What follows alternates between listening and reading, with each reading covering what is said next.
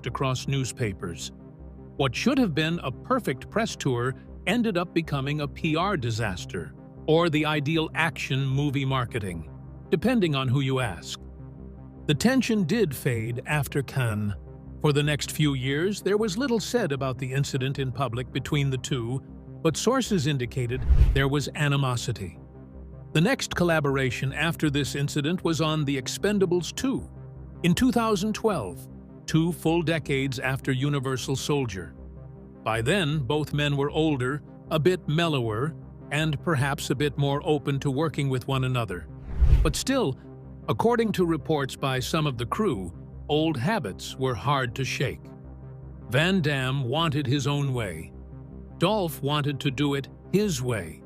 And while the two men continued with the production without ever getting into public disputes, those who were there on the set knew that tensions were still boiling under the surface.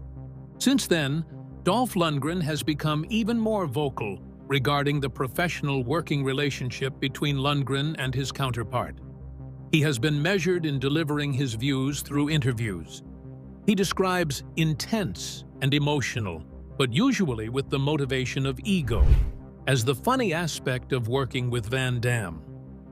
During interviews, when asked if he loves working with Van Damme, it is usually accompanied by a pause, followed by a very careful choice of words by Lundgren before answering. He doesn't trash Van Damme, but he also doesn't give him praise. That silence speaks volumes. In fact, you couldn't get two people more opposed to each other. That is, in terms of market action hero. He is flash, flair, and big energy.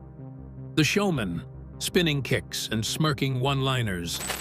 Lundgren epitomizes power, control, and quiet intimidation.